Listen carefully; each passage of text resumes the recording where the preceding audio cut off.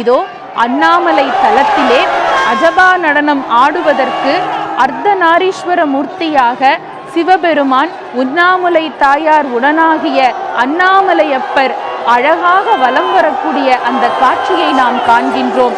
அரஹர சிவனே, அருணாச்சலனே, அண்ணாமலைக்கு அரோகரா என்பது போல மலை மேலே தீபம் ஏற்றி அங்கே மிகப்பெரிய ஒளி வெள்ளத்தை ஏற்படுத்தக்கூடிய அற்புதமான காட்சியை நம்மால் பார்க்க முடிகின்றது.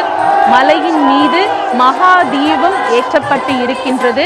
அதோ மலையின் மீது ஒளி பிழம்பாக ஜோதி வடிவாக அண்ணாமலையப்பன் உண்ணாமுலை உடனாகிய அண்ணாமலை அண்ணல் நமக்கெல்லாம் அருள் காட்சி தரக்கூடிய அற்புதமான அந்த காட்சியை நாம் இப்பொழுது புதியுகம் தொலைக்காட்சியின் வாயிலாக கண்டு தரிசித்துக் கொண்டு இருக்கின்றோம். இந்த நாட்டிலே இருக்கக்கூடிய எல்லா மக்களுக்கும் ஒளியான வாழ்வு அமைய வேண்டும்.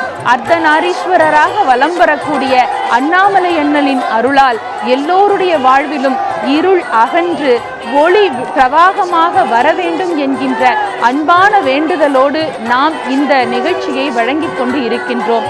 அழகாக மலை மீது தீபம் ஏற்றிய அந்த காட்சியை நாம் பார்த்தோம். அது எத்துணை விதமான பிரகாசம், எத்தனை விதமான உற்சாகத்தை நமக்கு தருகின்றது.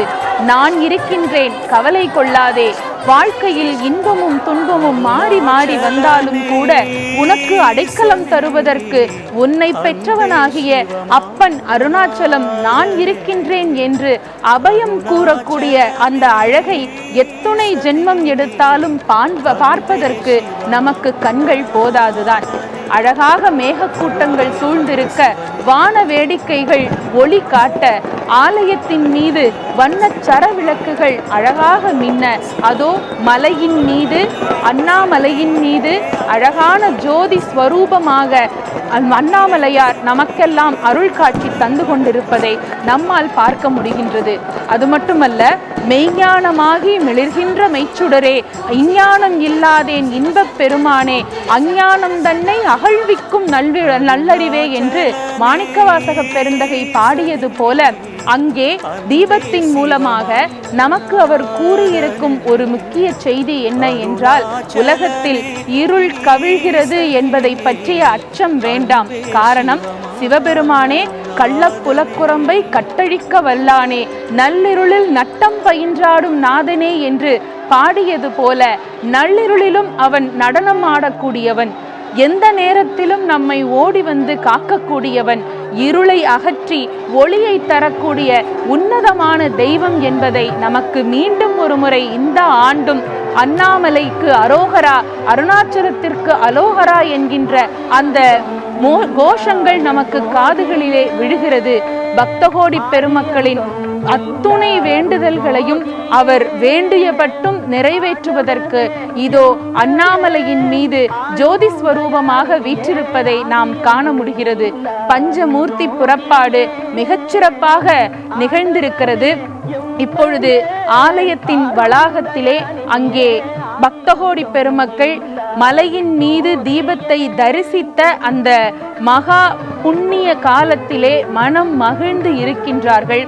ஒரு திருவிழா என்று சொன்னால் ஊர் கூடி தேர் இழுப்பது என்று கூறுவார்கள். அதற்கு முக்கிய காரணம் என்ன என்றால், ஒவ்வொரு ஆண்டும் அந்தந்த ஊர்களில் நடைபெறக்கூடிய திருவிழா காலங்களிலே ஊரினை முதலிலே சுத்தம் செய்வார்கள்.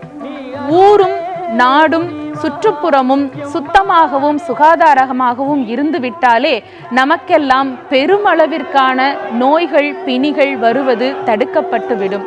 அதை தவிர அந்தந்த ஆண்டிலே மனத்திற்குள்ளே இருக்கும் மாச்சரியங்கள், வேறுபாடுகள், யாரேனும் ஒருவருக்கொருவர் இருக்கும் கருத்து வேறுபாடுகள், சங்கடங்கள் இருக்குமேயாயின் அவற்றையெல்லாம் மறந்து வீட்டில் இருக்கக்கூடிய உறவுகள் அனைவரையும் அழைத்து வந்து எங்கள் திருவண்ணாமலையில் திருக்கார்த்திகை திருவிழாவை பார்ப்பதற்கு வாருங்கள் என்று அன்போடு அழைத்து உறவுகளை ஒன்று சேர்க்கக்கூடிய நாளாகவும் இந்த நாள் அமைகிறது.